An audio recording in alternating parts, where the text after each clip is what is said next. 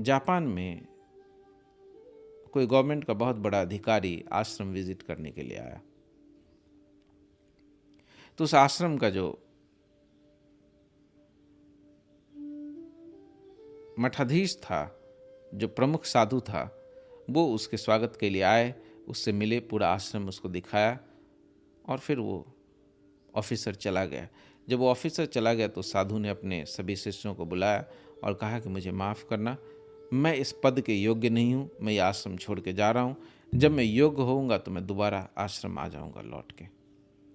तो उसके शिष्य बड़े चौंके कि बोले अचानक क्या हो गया, अभी तो ऑफिसर आया, आपने सबको दिखाया, सब अच्छा चल रहा था, लेकिन आप ये निर्णय कैसे ले रहे हैं जाने का, क्या हो गया, क्या आप अपने को अयोग्य मान रहे हैं? तो साधु ने कहा कि जब वो गवर्नमेंट का ऑफिसर आया और जब मैंने उससे हाथ मिलाया तो मेरे हाथ में पसीने आ गए थे। मैं प्रभावित हो गया कि ये गवर्नमेंट ऑफिसर है। इसका मतलब कि मेरे भीतर वो जो पुराना मन है, जो मानता है कि गवर्नमेंट ऑफिसर होना, पैसे वाला होना बड़ी चीज़ है, वो अभी भी जीवित ही है। मैं अभी सन्यासी नहीं हुआ हूँ, मैं तुम लोगों को अभी क्या लीड करूँगा, मेरे भीतर ही मान्यताएं, धारणाएं जीवित हैं, इसीलिए इनके रहते हुए मैं योग्य नहीं मानता अपने आप को। वहां से चला गया। आप देखें, आप अपने को सन्यासी मानते हैं, सत्य का खोजी मानते हैं, अचानक रास्ते पे अमिताभ बच्चन आपको दिख जाए, आप कैसे बिहेव करेंगे, कैसे बात करेंगे? अब मैं ऐसा देखता हूं, सन्यासियों को भी देखता हूं। नरेंद्र मोदी आ जाए आपसे मिलने के लिए, आप क्या ऐसे ही बात कर पाएंगे एक मनुष्य की तरह? आप अभी उपाली पेड़ के पास बैठे हुए हैं, क्या पेड़ के पास नरेंद्र मोदी आएगा तो पेड़ सिकुड़ जाएगा? क्या अमिताभ बच्चन आ जाएगा तो एकदम से घबरा जाएगा? कि कटरीना कैफ आ जाएगी तो शर्मा जाएगा? नहीं। लेकिन आप घबरा जाएंगे, आप शर्मा जाएंगे, तो आप जानिए कि अभी आप सन्यासी नहीं हुए हैं। सन्यासी नहीं घबराएगा, सन्यासी नहीं शर्माएगा। सन्यासी के पास तो एक गांव का भिखारी आ जाए तो भी वो ऐसा ही रहेगा जैसा कि सम्राट आ जाए। उसके भीतर, अगर आपके भीतर जरा भी कपकपी पैदा होती है तो जानिए कि अभी सन्यास फलित नहीं हुआ है। अभी आप चाहे कितना ही क्यों न खोजें, आप सत्य को नहीं पा सकते। सत्य पाना इतना सरल नहीं है फिर अभी आपके लिए। सत्य पाना उसके लिए सरल है जो पहले ही दिन से सत्य में कदम रखता है। गुरजेफ ने अपनी बेटी से कहा था कि कभी भी किसी प्रसिद्ध व्यक्ति के साथ फोटो मत खिंचवाना, ना ही कभी किसी प्रसिद्ध व्यक्ति से प्रभावित होना। ये प्रभावित कौन होता है? प्रभावित होने वाला आपका पुअर सेल्फ है। उस पुअर सेल्फ के जीवित रहते आप कुछ भी नहीं कर सकते हैं। आप देखें कि आपके भीतर प्रभावित है।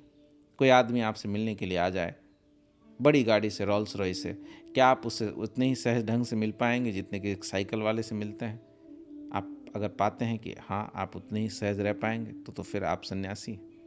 लेकिन अगर आप देखें अपने भीतर, ये अपने भीतर देखने की बात है। किसी ने न देखा कि उस सन्यासी के हाथ में पसीने आ गए, लेकिन उसने तो देखा था, उसको तो पता था कि मैं प्रभावित हो गया।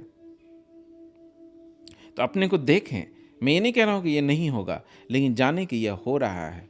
अभी भी मेरे भीतर पुराना मैं जीवित है और ये पुराने मैं के जीवित रहते मैं सत्य की यात्रा पर नहीं निकल सकता।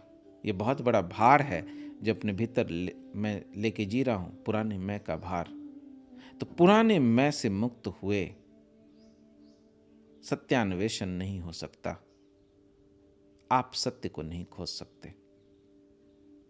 फिर आप खोजेंगे बहुत, लेकिन होगा कुछ भी नहीं। फिर तो ऐसे ही जैसे अभी तक जीवन चल रहा है चलता रहेगा। सो अपने प्रति ईमानदार हुए। आप पुराने को, मैं अभी तक एक भी सन्यासी से नहीं मिला हूं जो पुराने को छोड़ के जीता हो, जो सच में सन्यासी हो, जो सच में सत्यान्वेषी हो, जो सच में खोजी हो। उनको बात ही समझ में नहीं आती।